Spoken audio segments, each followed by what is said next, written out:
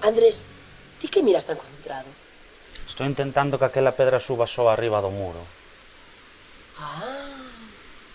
E por que non lle pides con amabilidade, por exemplo? Buah, iso fai no calquera, eu creo que me entenda só con mirala. Mima, Andrés, ti estás fatal, meu? Mima, dime como estás. E ti por que queres mover a pedra? Pa non bater con ela, que antes tropecei e non sei se non dislocaría un ombro. Pois a ver se é algo serio, igual tes que ir ao médico. Xa fun, pero había tanta cola que nin puiden esperar. Xa, que da sanidade é un escándalo. Ter 3 médicos por 7.500 persoas case é un escándalo, xa me dirás. Pero dixo o alcalde que iba a ampliar o centro. Ah, claro, como se iso solucionase o problema. E que, para que? Para que agardemos mentre xogamos a petanca? É que o problema non é de ampliar o centro, o problema é de que hai que traer máis persoal sanitario.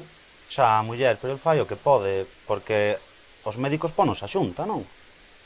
Ah, xa, e a xunta de quen é? Do PP, non? Como o alcalde. Pois sinal de que o alcalde non moveu un dedo, en absoluto. E ademais, xa sabes como funcionan as cousas con esta xunta. Ou te mobilizas, ou exixes, ou non consegues nada. Bueno, pero polo menos conseguiron por fin o instituto. Quen? O PP. Ai, Andresiño, ti estás fatal da memoria. Pero como que o PP? Pero si unha loita histórica do bloque. O instituto que conseguiu o PP, era o que me faltaba por escoitar. Foi o velleiro que empuxa a primeira pedra, non nos recordas? Iso é así. E quen estivo ali sempre apoiando a rapazada para que houvese un instituto, e o Concello non, o Concello mentres dicindo que todo iso era inútil, que era unha barbaridade, que o instituto non facía falta. Non, claro, un centro de ensino público non fai falta. Foi o bloque, Andrés.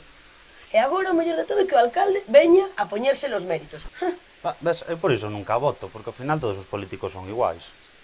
Ai, estás co discurso ese, pois non, Andrés, non son todos iguais. Ou é o mesmo un alcalde inoperante que non fai nada, que non soluciona os problemas da súa veciñanza, é o mesmo que un alcalde que é emprendedor, que ten ideas, que quere traballar pola súa veciñanza, e que está cun proxecto político que ten futuro, e que se pode facer, entendes? Non é o mesmo, claro que non é o mesmo. E non todos son iguais. Bueno, vale, sí, vale, visto así, sí, non. Visto así non son todos iguais. Non, pero é que hai que votar, Andrés, tes que votar. Se queres unha sanidade e un ensino público, tes que votar. E se queres un Soutomaior novo, un Soutomaior mellor, pois tes que votar. E a opción está bastante clara. Tes que votar a Manu Lourenzo como alcalde e o BNG para chegar á alcaldía e ao goberno municipal. Iso é así. Mais claro, aínda que tamén podes quedar aí sentado mirando para a pedra a ver se se move.